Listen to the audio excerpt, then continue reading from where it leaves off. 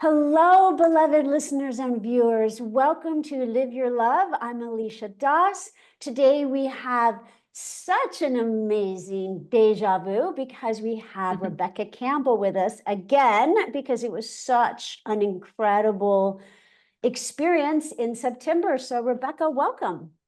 So happy to be back. And yeah, just really nice to be connected again. Yes, absolutely. So if you weren't with us in September, I'm going to tell you a little bit about Rebecca. So Rebecca Campbell is a best-selling author, channel, artist, poet, mystic, and mother.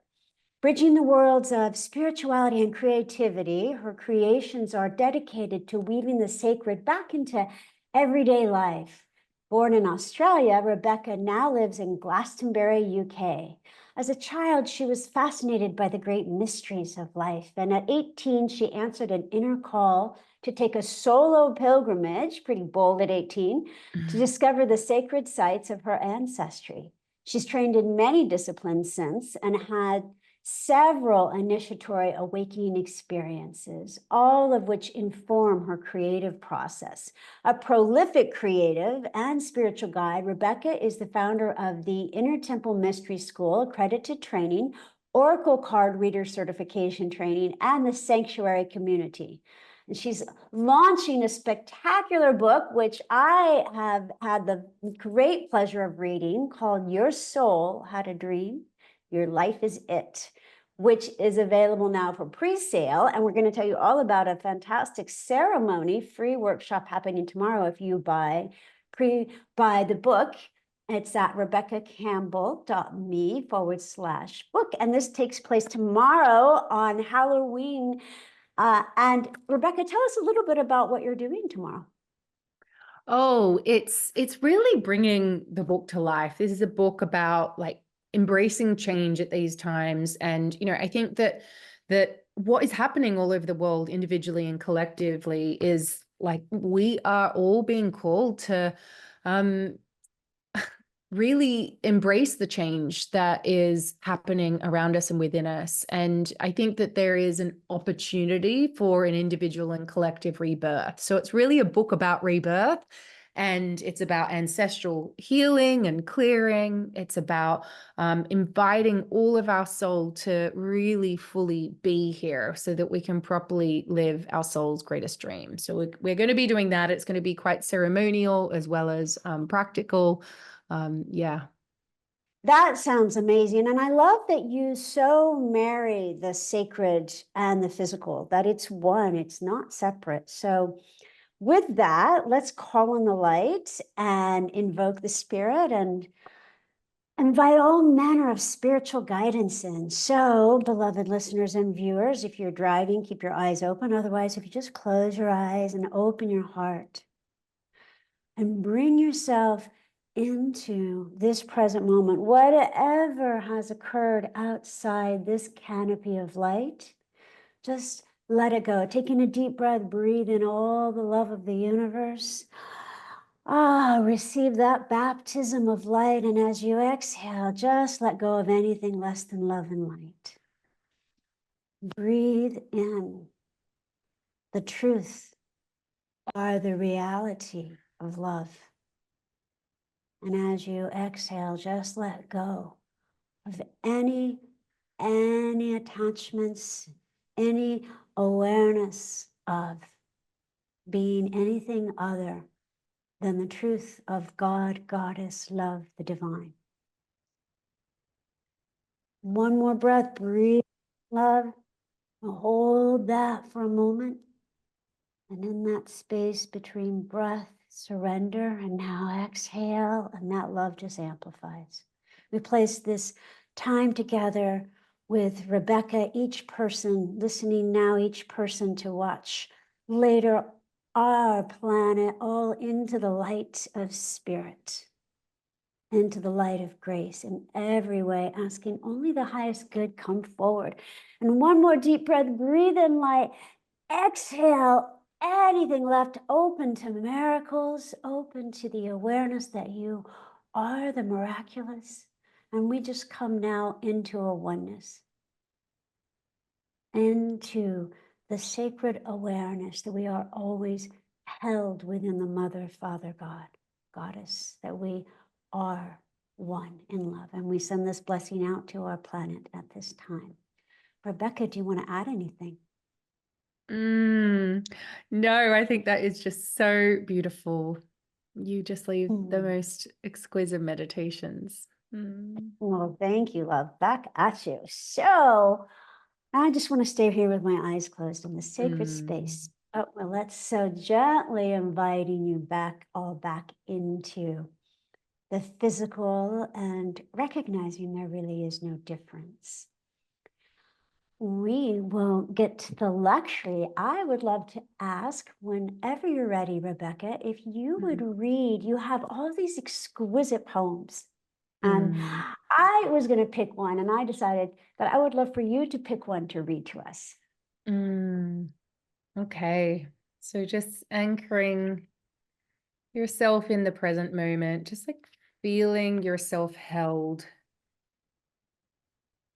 by this beautiful space that Alicia's holding you in, I'm holding you in, and that we are each holding each other in. And I want you to connect in with how you're changing right now, knowing that we are always changing. When we resist change, it's natural to want to resist change, but when we resist change, we're resisting the flow of life, just like the rose, if it clung onto its petals,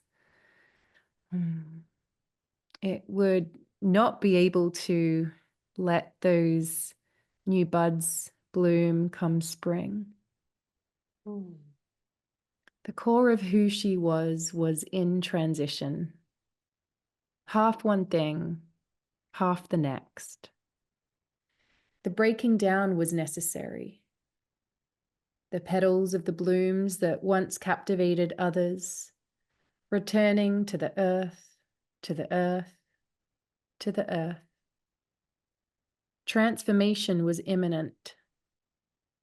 Future selves beckoned her to surrender to the cloak of the darkest night.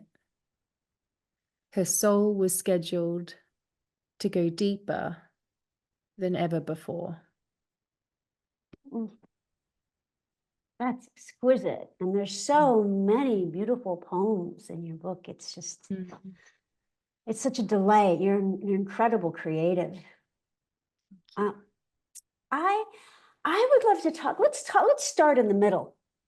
Since that's the poem that it seemed like you just opened the book somewhere. Is that kind of what? Love that. I love that. So I kind of consider that our card for the day. So starting in the middle, I like to call it the divine unknowing. Right? So we're in that place where we're, as you said so poetically, not one thing and not another. When you're in that space, some call it the void sometimes, and it can feel scary, very scary, right?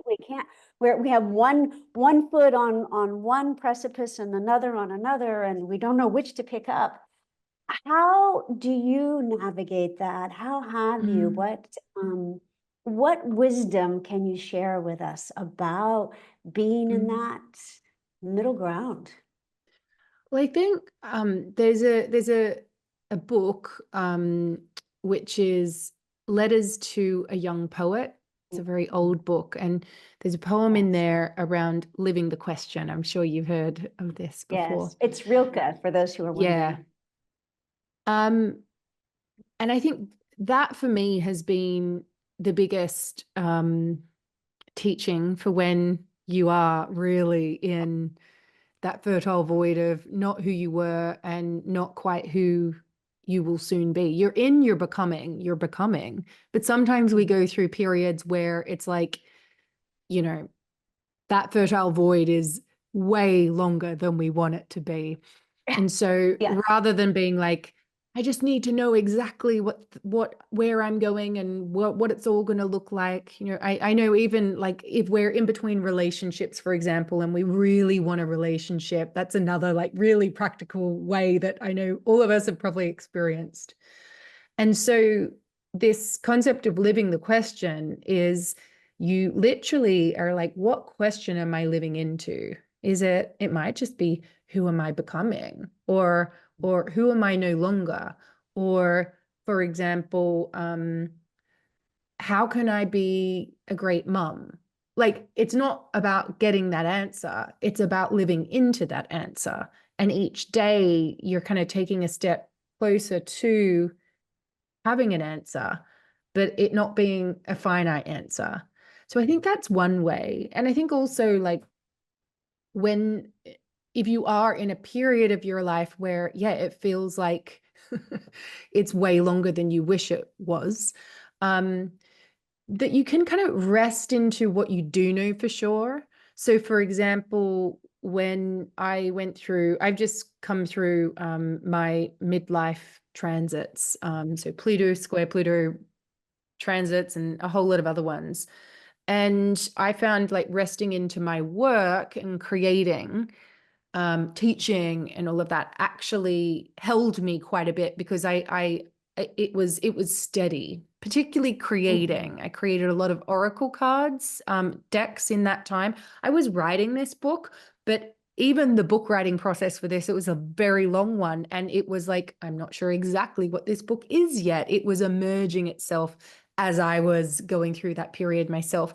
Whereas creating oracle decks felt really solid to me and clear to me. So I think if you are going through these periods of transition, what can you rest in that you know for sure, so that you feel that security while you're also exploring this unknown? And so you're launching yourself into the unknown while also being held with what you do know for sure. I love that. That's beautiful. So you have a Mm, foundation while you're mm, sprouting. totally. Um, so speaking of this book, and you have children, I have children. When you're bringing Mm. high souls into the planet, it can be incredibly challenging and confrontive and Mhm. fits and starts. And and the book baby birthing has been a little bit like that. I remember you said it took Mhm. 7 years to write. Can you share a Mm. little bit about that process and how it was finally birthed and what you learned along the way? Mm. Yeah, for sure. Well, I think that um the energy of this book, and we spoke a little bit about this last time, so I won't go into depth, but the energy of this book started when I had this mystical experience and connected with a group of guides, and which I call the ancient grandmothers of the earth. I know you work with guides in this way as well. And Mhm, so I received the transmission for the mhm, book, but I didn't know what the book was going to be about. All my other books, I knew the group of guides I was working with, and I also, but the difference with them compared to this is I knew exactly what the book was going to be doing and the mhm, purpose of the book. Whereas this one, it was mhm. almost like I had the connection to this energy, and then it was about integrating that energy as I was writing it. So it was a whole Wow. different Wow. experience, actually. And yeah, at first, like, the book was, I mean, I was contracted for what was called book 3. Now a whole nother book came in between. This is now book 4. It was meant to be book 3. The word that the title that we had at the beginning was the initiation. So I knew it was an Mm, initiatory energy. And then it changed to returning, as in returning to the earth, or returning to our body, returning to ourselves, returning to each other. And then it changed to the mystery school of nature. And then your soul had a dream, your life is it. So it was really emerging as I was writing it. But I also yeah. wrote it while I was pregnant. 3 times I lost one of the babies, at postpartum. Also, literally, like, during labor, I got some of the poems as well. So it was like this very intimate writing experience where, like, my physical body was like knitting soul into form as well. And so Mhm. this is what I mean about, like, I was receiving it rather than Yeah. me kind of going, oh, I have this big intention with the book. And I think this has been the most challenging thing for me, particularly, like, now, like, talking about it and, having to kind of go out in the world, because I'm like, I don't really Yeah. know what to say. Yeah, that's the truth of it. And vulnerable. I would imagine it's a little vulnerable. Yeah, it is a bit. Yeah. Yeah. But that's so beautiful and it sounds like the book was writing you, Yes, totally. 100%. which is just beautiful. And so you've shared a lot about your writing process with this. Do you have any more guidelines for people wanting to write deeply spiritual books, for writing books Mm, that are spiraling down? And that was my experience in mm, writing your angelic ancestry, that it was mm. spiraling down while I was writing it. That's Um, amazing. Mm, and so, share with us your process with that, and any tips you have for a lot of mm, writers. My podcast has emerged. My podcast has also been, spiraling down, and it's emerged. mm, It's all now best-selling authors, and so I am always asking a lot of mm. writing questions. What can you share So with us about interesting. Well, I think the first thing, my process has always been in nature and tends to be while moving, like as in that? walking. Mm. And Now, what's the not logistic of that? Do you record in well, your phone? no, I'm definitely not through the voice. It's always written, and the bulk of it is written on my phone, just in the notes app, nothing too special. Wow. And Wow. it's what I noticed in actually recording the audiobook just recently. This is my fourth book, so like it's taken me a while to actually get this. But once I got it, I'm like, oh my gosh, yes, of course. I can feel when my writing's been overly edited. Now, I'm a terrible speller. It needs editing. I definitely need editors. That is for sure. But sometimes when the rhythm is interrupted, you can Mhm. tell. And that's the thing that I'm noticing. It's actually the pace of the walking that gives like a Mm. metronome beat. And I think that Yes. helps me surrender into it, because I definitely receive word, word, word. And it's like I'm discovering it as I'm receiving it. Every now and then I'm writing from my experience and my mind and all of that. Yeah. But there's always a rhythm. And particularly Yes. the channeled bits, which is most of it. I think the Mhm. other thing I would say, if you're someone who wants to write and like you're feeling like, oh, what about the days I feel like I'm blocked? What I've Mhm. discovered is actually on the days when I really don't feel like writing, or like I'm struggling with something, Mhm. if Mhm. I flip it, so I'm like, I'm really pissed off or I'm really upset or whatever it is, if I go, oh, I'm going to use this as like a door to then invite the muse, your guides, Mhm. higher self, whatever you call it, to answer me. Oh my gosh, Mhm. it's always when I've created the best stuff. How about you? Yeah, beautiful. That's gorgeous. Very similar. I start Mm, every writing session, and of course, having a routine helps. Not that I'm such a mm, routine person, but every morning at 7 a.m. is what I like. But I start off with absolutely surrendering and bringing through a message, which I actually do record, and I am often moving, not necessarily walking, mm, but just because I taught mm, an ecstatic dance class for mm, decades, almost 2 decades. And then so I record it and receive it. Some of it I'll put in almost verbatim. mm, My at least the first book is about archangels and great archangels, and so it's very angelic, and they'll tend to speak a little more formally than we used to. So I'll edit it a little bit, and then the rest gets more editing because it's for the content. But just so it's just a really unhooking and receiving. And yes, mm. sometimes I am not in a place where I want to write, and I'm the one who needed the message that morning. Yeah. And then it's like, but then some of that is in the book because it's Mm, it's that deep empathy and the mm, stories, and really, and that's what I love about your writing. There's not this like, oh, just we're all in holiness. Like, no, we're in the dirt, we're in the mud, we're in the grit. And how is that holy as well? mm, How is there mm, rebirth in the death? mm, And mm, so, I mean, that's the joy of being a spiritual author, is I feel like we should like give credit to co-written by, hopefully, as best I Yeah, could, totally. the universe, you know? Yeah, fully. Yeah. I Were you agree. born on September 16th? I was. That's When, my oldest son's birthday. oh, how wonderful. Oh, when's your Yeah, birthday? July 5th. Oh, Yeah, lovely. Cancer. Yeah. So you're a Hmm. Virgo then, I am. in, Yeah, in Scorpio Western rising. astrology. Yes, exactly. Yeah. What's your rising? My rising is Sag, Virgo. Oh, I'm yeah. Virgo rising. Virgo.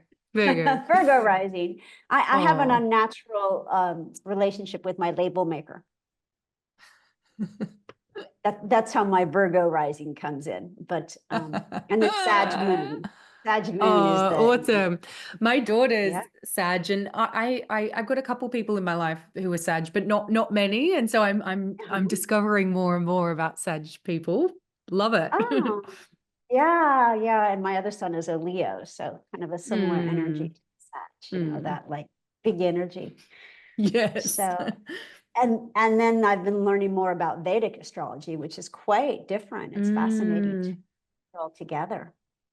So I really love you bring to the conversation the dark night of the soul, the descent, death, because spiritual books can tend to, and we're all guilty of this. We want to talk about the rebirth. We want to talk about the holiness. We want to talk about the sacred, but those moments of struggle and darkness, like those are so, we're in the womb of life. We're mm, in the birth canal. It just doesn't feel like it. And I just mm. want to say one thing, and then I can't wait to hear what you'll say. The Camino de Santiago, have you walked the Camino? No, but I'm very familiar with it. Yeah. I Have haven't you? either. I No. haven't. I really want Mm, to. I want to. I mm, know that, of course, mm. Sonia, Yeah, she did grew up it alone. twice. I know. I So love Sonia. that. So Sonia, so Sonia. It's funny. I was just texting with her this morning. So there's lots of Mm, love to Sonia in this moment. mm, We're talking about Sonia's Choquette. So the Camino de Santiago, the church at the end has a mm. symbol, and the symbol is a cross, but the cross, and then it has an alpha and an omega, but they're reversed. It's omega alpha, which means the end is the beginning. No way. Oh my goodness. Way, way, yes. I have this long story in my book, true story of this physician who walked it and had this whole incredible experience with angels and death and rebirth Wow. right there in that moment. And yes, that's the end of the Camino de Santiago. I think it's called Whoa. I cannot remember it. Chiro, I think it's Chiro something. It's a ancient symbol. So our ancestors have been Oh, talking about this. The death is wow. rebirth. Yes. So I would love to hear about your experience and the hopefulness of that. Mm. Well, it's interesting because I think I wrote this book while like a big part of it was when I was and I don't know if you remember this part of before having a baby where you know that you're going to like there's a change coming, right? And you flip between being like I know I'm not who I was before, and I'm approaching this thing, particularly first time of becoming a mother and having to face the labor as well. I was hoping to give birth, as in like properly labor, contraction, expansion, all of that. And I Right. remember in the days approaching, feeling this like excitement, but also panic, like terrified feeling of Of like, oh my course. gosh, all the to-do lists that I've been making, they can't hold me through this. I have Mhm. to, as I approach the edge here, the edge of like an actual initiation that I know is going to happen and I'm scared of, like I literally have to surrender who I was in order to get to the other side. And so for Yeah. me, actually, the physical birth process was the big teacher of that. And then I also then went through a period of great change as the world went through a period of great change. Literally a couple of months after having a baby, we went into lockdown with COVID and all of that. So it was Wow. like literally like a changing time during a changing time. And so for me, this concept of end is the beginning is also the end, was really came from that really physical experience Mhm. of becoming a mother, and like through the actual birth process. And I think that what I've like noticed as well is that like not many women actually talk about what actually happens, and what and but you can't also see what is on the other side before you go there, you know. And I've Yeah. spoken to a lot of my older friends who I'm like, um why didn't you tell me like that this happened and this happened? They were like, yeah, but well, you kind of forget because it's all just so initiatory at the time, but also like, is that going to help you, you know? So Yeah, that was and I like to say that second babies are born of the amnesia that occurs after birth. right, right, right, exactly, yes, it's so true, it's so true. So yeah, I think for me that concept was and I think a lot of this book was really physical. Like it was like Mhm. receiving it into the cells of my body, rather than other times it was like um receiving it spiritually. Do you know what I mean? But it Mhm. was so deeply Absolutely. spiritual at the same Absolutely. time. Yeah. Right. Mm. That's just gorgeous. And it goes right in with our theme here of the physical is spiritual. It's spiritualizing Mm. the physical, and Mm. physicalizing the spiritual, really, in essence, and not compartmentalizing. I love that section in your book. I could almost see it being a whole other book of not compartmentalizing spirit. I want to tell you really quickly. Yeah. So I'm half Indian, half East Indian. And when the Oh. first time I went to India, I was so struck. I was already well along my Mm. spiritual path. And I was so struck how in every gas station, there's an altar. Mm. In anywhere. Do you know there's like a Mm. full-on altar everywhere? And it was just, Mm. it's part of their daily living and breathing. So Mm. talk to us a little bit about how you perceive the sacred in the physical and vice versa. Mm. Yeah, I mean, like you, I literally devoted my whole life since I was a teenager to what I would have said, like living completely in devotion and alignment to my spirit, to soul, living a soul led life, and all of that. But yeah, it wasn't until I became a mum and I, like, my whole work and my whole life was built around the spiritual world. Sure. And I was really good at like acting on guidance. Like it was like I considered myself such a embodied spiritual journeyer. But when Yeah. I had my son, I remember exactly where I was, just underneath the Tor. I live in Glastonbury, which is a town that is a very odd town. It's very Ooh. devoted to the goddess. Um, Yes. People go to the sacred wells, fetch their water. Again, I was like literally trying to live in congruence with all of that, like in a physical way. But it wasn't until I Gorgeous. had my son and, becoming a mum, morning practice, like it just was not possible. It still has not been possible for me. I've got a second who's like almost 2, and I'm just like, my morning practice, I literally, maybe I've done it twice since I've become a mum. It just You doesn't and all happen. of us. Of course, of Right. course. Exactly. But it made me realize just how like severed we have become, like our society. So like, for example, I remember my friend, who I think you'd really get along with, by the way. I think I need to introduce you to her. Her name's Anya. She's a doula, but she's a director. She's many, many different things.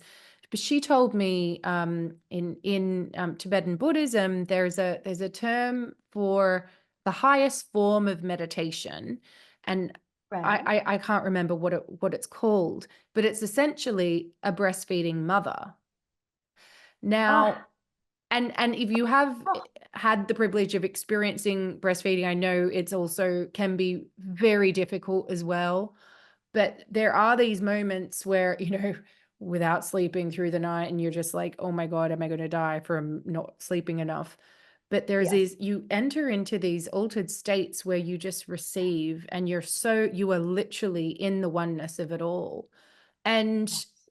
so when I became a mum, I started experiencing that while also at the same time being like, oh my gosh, I'm being woken up to an alarm of a crying baby where my whole system is in alert. Mhm. And I have no time and space for my spiritual practice. So everything needs to change here. And I was trying to carve this time out of my life to Yes. do my practice, which, I'm all for that. But I Mhm. was trying to escape the reality of my life, which was that to Right. fit into this box, this compartmentalized part of my life, which is spirituality. And I just saw, and Right. that's like I remember talking to my therapist when I was processing my son's birth, which was very empowering, albeit very, very intense. And I remember saying to her, I really tried to do this as consciously as I possibly could. So why, when he came out and I'm holding him in my arms, why was I surprised to see him there? Like I literally was like in shock that there was a baby Yes. there, Yeah. literally like in Yeah. shock. And I Uh-huh. was like, what happened there? Mhm. And she said to me, well, how else is one to react when a miracle is performed right before your eyes?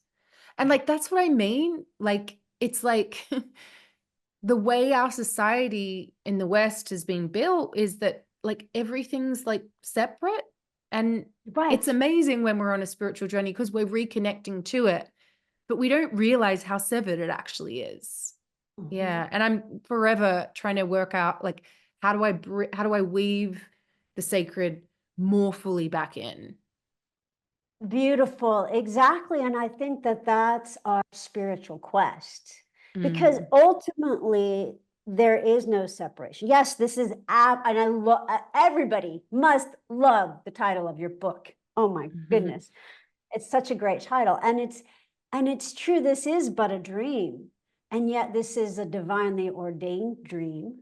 And how do we wake up even while we're in the dream? It's like we've been mm, underwater, here, and we're coming to the surface now to breathe air, but there's that panic before we breathe air that we're going to die.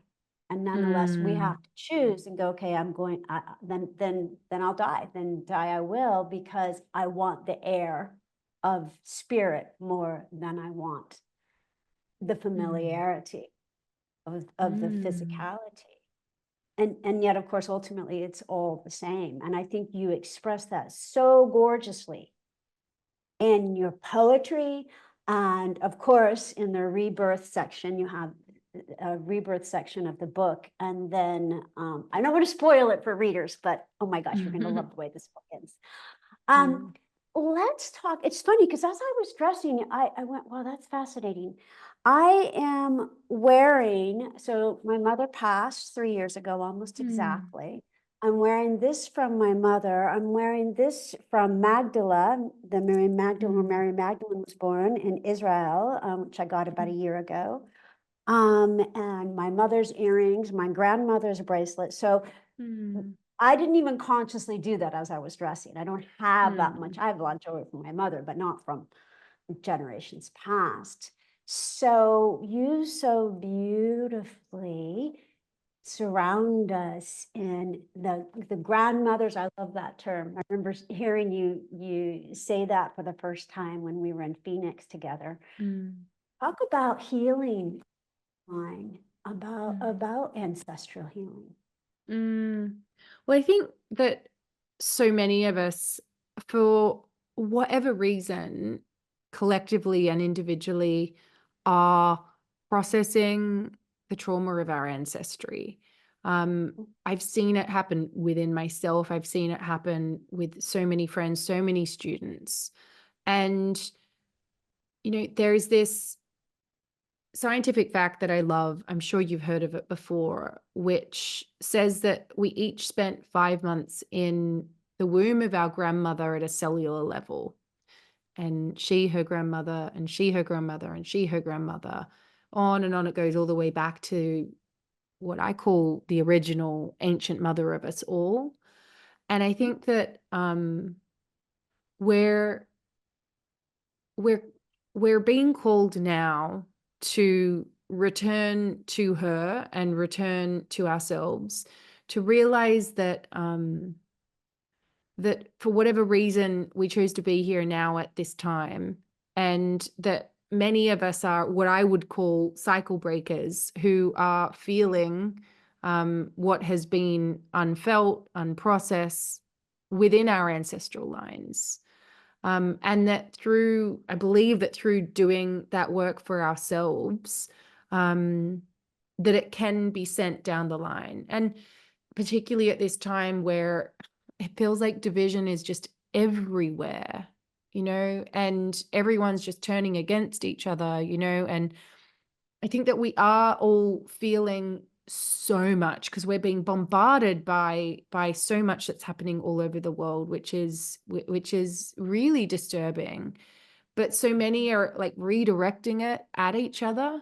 And so I think what I'm seeing as the real invitation for us all is to do our best to process and feel in order to heal. And to like reach back through our lines, through feeling what has not been felt or healed or acknowledged or witnessed or whatever, in order to return to each other through each of our ancestral lines. And these guides that I connected with for the first time in that mystical experience, who I've been writing with ever since,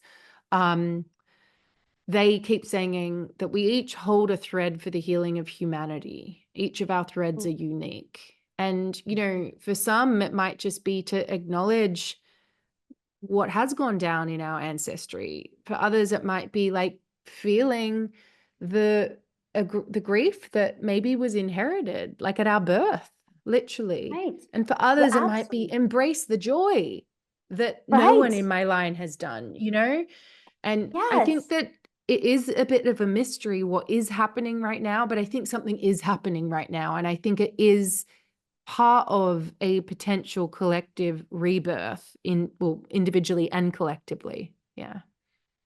Yes, gorgeously said. And I love doing ancestral healing, especially for people who have children, because then you're removing something off the genetic line for that child and then for all the children to come.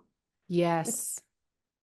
Which So is true. so gorgeous, so gorgeous. And then it's so fascinating to go back and I read past lives and to go back and connect to ancestors and heal something for them, because of course there is no time. So you're healing something for them, which heals something for that person, which heals something for their children. And yes, we're clearly in the midst of something. I don't think it's entirely clear what this pivotal time is, Yeah. but pivotal it Yeah. is. Yeah. And it I must be. agree. Mm-hmm. Mm-hmm. I want you speak so, and it's funny because the same term has come into my mind a few times. Like you talked about rhythmic, your writing. I don't know if you use that word, but to me, it's very rhythmic. It's almost like iambic pentameter back in the Shakespearean days where people wrote in meter. And it's so it kind of enfolds you to me in the rhythms of nature. I wrote this book on that balcony and on the one below. I Really? wrote it all Oh, outside, all of it outside. amazing. Yes. And when, Wow. winter, I mean, I really can't talk about winter because I'm in Los Angeles, but in winter, I Totally. had this space heater, Ah, next to me because we're all cold here. gorgeous. And in summer, sunscreen on. And, but no, I had to write it outside. I had to be. And in fact, as I'm Wow. talking to you, my feet are on a grounding blanket, you know. Oh, yeah, lovely. Oh my gosh, I have to read your book. Oh, I would be honored. I will Mm, send it to you as soon as it is mm. in some shape to send. I would be very honored. But so talk to us a bit about to me, you have a supernatural relationship with the natural. And so I Hmm. would love for you to enfold us in the poetry of your relationship with nature for a moment. Oh, that's such a juicy question. Yeah, it's really interesting. First of all, thank you for seeing me. You have an incredible ability to do that. Yeah, it's really interesting because I definitely have a galactic connection as well as an earth connection. And I'm not entirely sure exactly what it is, but I know I see the codes of things. And maybe it's not always seeing it, but feeling it or knowing it. But yeah, it's definitely there. And so that's why I'm really keen to read your book as well, because I feel like it's tapping into some sort of coding as well. Um, I I've had different parts of my awakening journey. Like when I had my Kundalini awakening in 2011 time, definitely started seeing the codes of nature, like sacred geometry, and like it was just like it just came more fully alive. And it was definitely during that period, it was like, whoa, really, really heightened. And then it turned down slightly. Um, but I can always connect in with that. And it's interesting, like living in here in Glastonbury, because this town is, yeah, it's a town that is in deep reverence to the goddess. But Yeah. it is, they say it's heart chakra of the world, but it's also more like that root goddess frequency, which I've always been a very grounded person with my upbringing, but I think I've been more celestial, if you know what I mean. And so it's been an interesting process. Like everything here is more red and like earthy, which is like so Mm. not my style. And so Right, right. it's felt like my whole project and what I've been wanting to do Can with I my just tell oracles you in this morning? particular. I have Yeah. to just tell you this morning when I was getting dressed, we dress similarly, and I'm like, Yeah. oh, I don't think Rebecca's gonna like red, but it was too late. I had to run. Oh no, I love red. I do love red. It's just, yeah, when it comes to my work, often it's more like the pastel colors. But this book is black and it needed to be I black. So know, and you like, and this surprised has been everybody. part of the whole thing of like, how do I package this up in the way that I would normally? And it's like, the answer is you can't, but it's what it's meant to be. And so, and this Yeah. has really been my challenge personally of like this period of awakening that I call the descent, the dark nights of the soul. And the mystics of old, they spoke about it, of this period being like after big periods of expansion and vision and awakening and galactic communication potentially, that you enter this phase. And I don't know if everyone does, I don't know if it's just some souls or all souls or what, but this phase where the intimate connection and the ecstatic highs of the earlier spiritual path are no longer there. There's this ancient text called the Cloud of Unknowing. It's anonymous, no one knows who wrote it, but it inspired like people like St. John of the Cross and other people who spoke about the dark nights of the soul. And it says that there's this cloud of unknowing between me and the beloved that I once so intimately knew. And Mm, it's in this period where you really are brought to your knees, where you question the connection that you had before. And I think that, and this is the period that I am like coming out of now. I'm so scared to say it in case I'm I wrong. understand. We'll knock I on, we'll don't know knock on what's here. I just next. knocked on wood for you. Yeah, exactly. I can feel that I'm back on the surface after having, and I don't even want to say like in the underworld. It is the underworld, the underbelly, but it's the home of the dark goddess of the darkness, which is actually where all of life begins. It's actually Yeah. the seed of creation and where our light is cultivated. So, we can see the darkness is like the end, as we were saying, or the beginning, like it's an integral part. But it's felt like I've come back up to the surface now, having integrated the heavens with the earth. And then it's like, how do we seed light into matter? How do we invite more of our soul and the light that we came here to seed and our connection with angels and all of that into form? Because we know that without us, with our voices, with our hands to create, the angels have no voice. They have no way of creating. And so this connection point is so important. But yeah, again, it is such a mystery to me, but I'm fascinated by it. It's beautiful. And to me, you so enumerate that in your book. And I think it's going to make so many people feel seen and held. Mm, And mm, I love the bravery of bringing this to the conversation. mm, It's just beautiful. I think it's gonna be so cool to see how people relate to, because it is, it mm, is a very different cover mm, than mm. we expected. Yeah. And then you look at it and you go, that is perfect. Yeah, when you know the book, it makes sense. But yeah, because I was like, and our publisher, my publisher, were like, it needs to be light and pastel, just like your normal ones are. And I'm like, it just can't be. It can't be. But oh God, I had wanted it to be black velvet, but and then Oh, iridescent text, but that was too expensive. maybe for a special Special version or edition, something. exactly. Special edition. There we go. Exactly. I have a very pragmatic question to ask you, because I think Yeah. it will serve a lot of our listeners. Hmm. In one of the sections, I think it's called Free My Wild Mystic Heart. I don't know if that's the name of a section or if I just wrote that Mm, phrase down.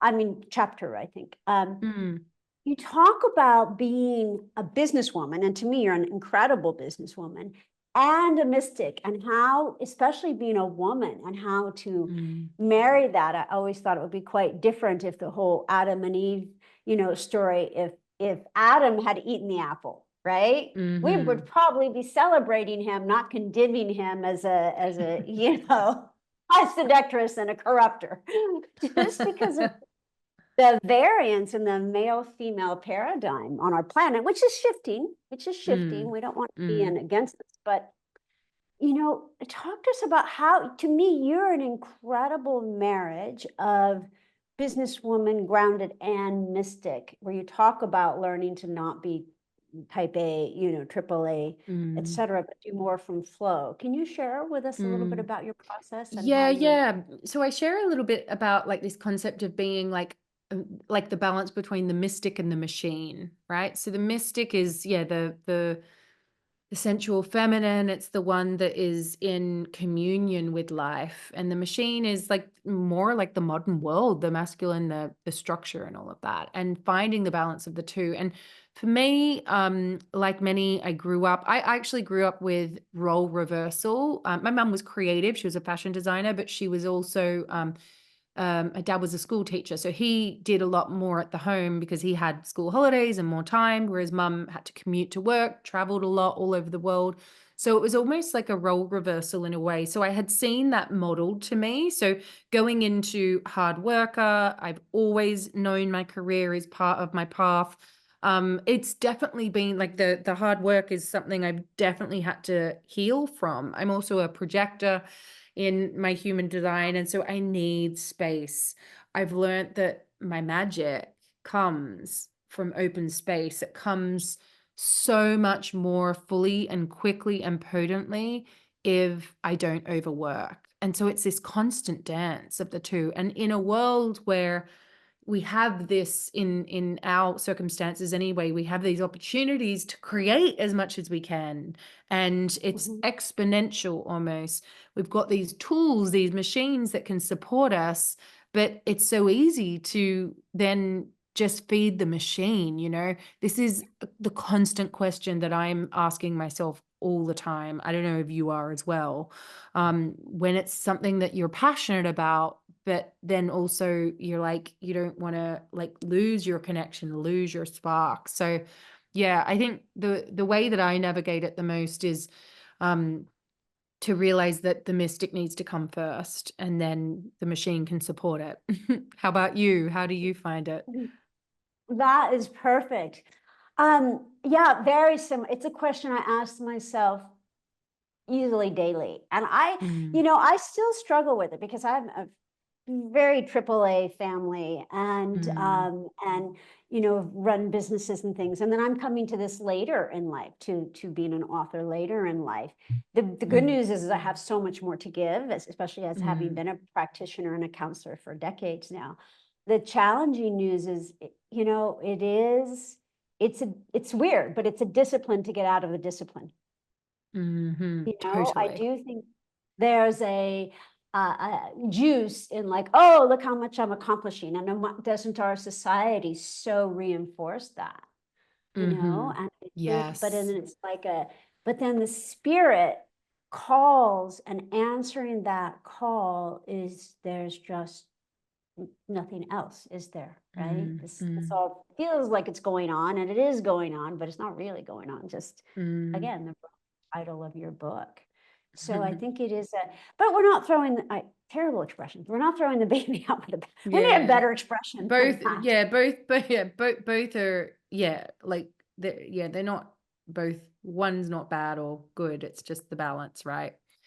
Absolutely. No, I love you know, the prolificness that comes from, and the work ethic. I think that's gorgeous, and it's a good model for our children. But we also have to model, you know, it's a dance between making it happen and allowing it to happen. Mm-hmm. The masculine and the Yeah. feminine.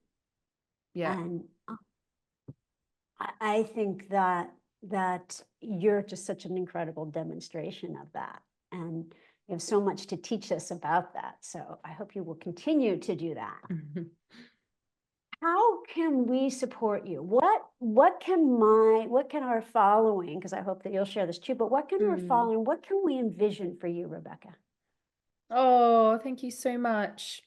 Well, I think on a personal level, I just want to feel free. I want to feel free to create what I came here to create, but also enjoy my life at the same time. That's what Right. I want. Yeah, I'm kind of dreaming into new ways of doing this work without like being bogged down by the business side of things, you know? And then I I think do. like on a, yeah, and then I think on a professional level, yeah, this new book, if it calls you, Your Soul Had a Dream, Your Life Is It, go find the black cover with the pink text. And yeah, just like let the words speak to you on like a vibrationally level versus like the literal level, because that's kind of what this book really is. Yeah. And that's my experience with the book. And in a second, I'm going to ask you to tell. And then you've got to stick around, guys, because Rebecca and I are going to, I didn't even tell you this. I'm springing this on you, Mama. Oh, we're Oh, going to do, as we did last time, a tag team meditation, if you're okay gorgeous. with that. Yeah, totally. Wonderful. So, but if you would tell our listeners how they can find you, tell us where exactly to go for the event tomorrow, how we can Mm. support this launch. For sure. So head to rebeccacampbell.me/dream and you'll find the book links there. You'll find the event there as well, whether you can attend live or want the replay. It's a 2-hour workshop. It's going to be really transformative and just lovely to gather together. And yeah, so rebeccacampbell.me/dream. And then I'm just on social media like Instagram. My name is Rebecca Campbell _author. And she is I mean, as you would expect from Rebecca, a gorgeous Instagram. I love your Instagram. It's a Thank feast for you. the eyes and for the soul. So that is tomorrow. I want to underscore that. So go buy the book right now. rebeccacampbell.me/dream. And to what time is the ceremony tomorrow? Oh, it's That's UK I time. UK time, it's 5 p.m. So I think it's, is Oh, that 10. 8 a.m.? It's What time did we start talking today? we started talking at 11 a.m. So it's Pacific time. 10 a.m. Pacific time. Yeah. Super convenient time. So tomorrow at 10 a.m. on, am I going to say this right? Sandheim? How do you say it with the Sarwen. Yeah, it's a Samhain? tricky one to pronounce, isn't it? It's very different to how it's spelt, but kind of similar. Exactly. Samhain. Samhain. Okay, beautiful. So join us because I'm coming even though I've had your book for a long time, I ordered another Yay. one so Thank that I you. can come tomorrow. It's going to be a gorgeous ceremony. So again, that's Rebecca Campbell.me/dream. She has all kinds of juicy, wonderful things on the site. Your membership group is always open? Yes, it is. It is the sanctuary. Yeah. So the sanctuary, and you do live events, Yeah, we do live monthly gatherings. circles. Yeah, with the sanctuary. Yeah. Beautiful. So go check all of that out, and let's now move into meditation. Just see if we can underscore a bit of what Rebecca has so graciously shared with us. So again, beloveds, if you would just place both your hands on your heart chakra, as Rebecca is so beautifully sharing the heart chakra energy of Glastonbury. And be aware of, as well, dropping grounding cords from your root chakras and your feet chakras into the center of the earth, allowing Mother Gaia to wind her tendrils of loving around you, that you might be rooted and winged. Now, just being aware of traveling up from your ancient ancestral line, all the way from the original mother, feeling her bless you now as you travel from those roots and at the times where you felt buried, when you were in the dark night of the soul. Perhaps those times come forward, perhaps it's now. Just be aware that the mother, that the father was always holding you, is holding you, will never let you go. And when you feel buried, you are a seed, and you're really being planted. For every moment is sacred, and every cell of your body is sacred, and every thought, feeling, emotion, experience travels back to God, to Goddess, bringing so much more love into our beautiful universe. And as you travel up that ancestral line, blessing and sanctifying it, you travel forward in time now.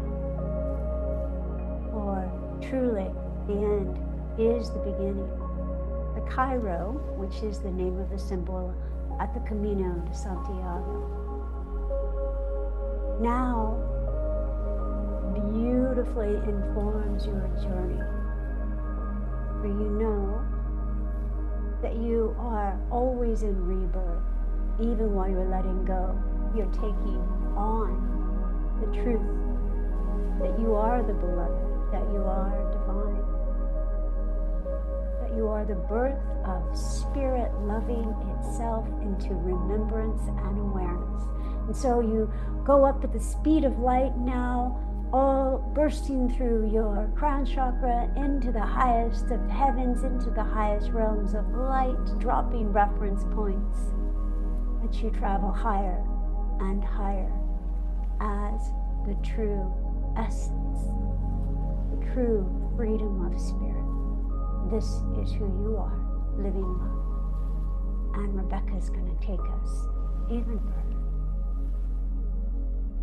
And so connecting in with your angelic ancestry, connecting in with parts of the cosmos that your soul knows, that feel like home, that have been part of your soul's growth, your soul's journey, your soul's formation.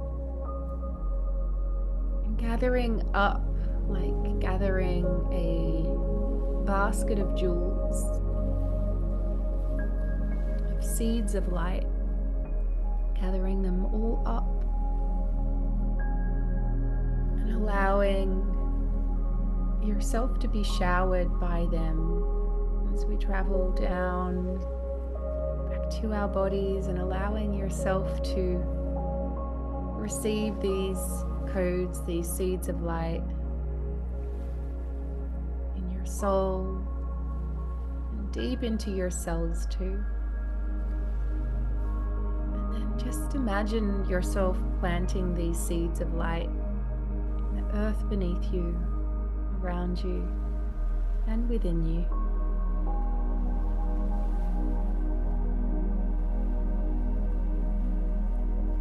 Allowing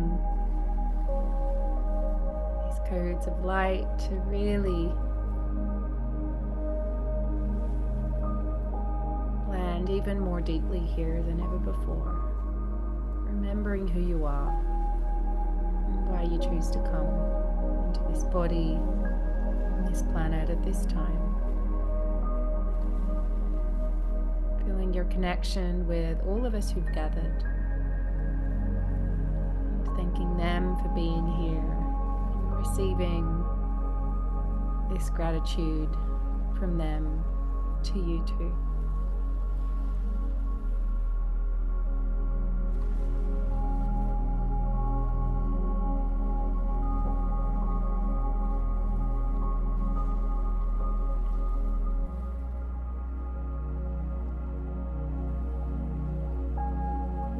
Bringing yourself through your body's senses, fully back to the room if your eyes have been closed, opening your eyes and looking around the room and feeling yourself even more present in your body than before.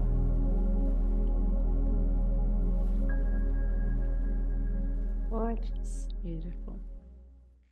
So beautiful. Thank you. I think we need to keep doing this. So nice. Yes. Thank Thank you you. so much for joining us and blessing the many listeners and viewers. And we just see you in that vision of wild creativity, even while you're wildly nurtured and relaxed along the way. Thank you. So again, everyone, that's go get your soul how to dream. Come join Rebecca tomorrow and myself, because I'll be there in support tomorrow for the beautiful, you have to say it for me again, Samhain. Samhain. I love the sound of that. So you go, Samhain ceremony. Samhain. Love it. So yes, join us tomorrow. Rebecca, thank you, thank you, thank you. Such a joy. Thank you, thank you, thank you. Absolutely. And Thank so, you, beloved darling. listeners, thank you for joining us. Until next time, live your love. And speaking of next time, we have another mutual friend of ours, Asha Frost, on, who is also You'll love her. best-selling. I love her. Oh, wonderful. So live your love, and until we meet again. Wanted to share some gifts I have for you, beloved listeners and viewers.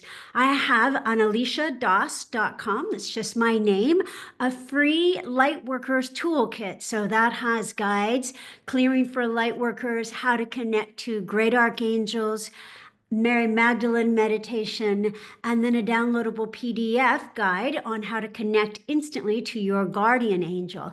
As well, my book is launching and I have a free VIP launch club, so you can join that and get excerpts and get some insights into how do you get yourself to actually write a book if you haven't done so, and if you have, how to publish with a major publisher, what that process is like. I would love for you to join me on that journey. So aliciadoss.com/book for that, or aliciadoss.com. You'll see the free toolkit, angel toolkit, right on the home screen. So please join me and Marianne Williamson, the legendary Marianne Williamson, who will be joining us in December 3rd, talking about her new book, Mystic Jesus. And this, of course, completely transcends religion or no religion. It's really about the consciousness of grace.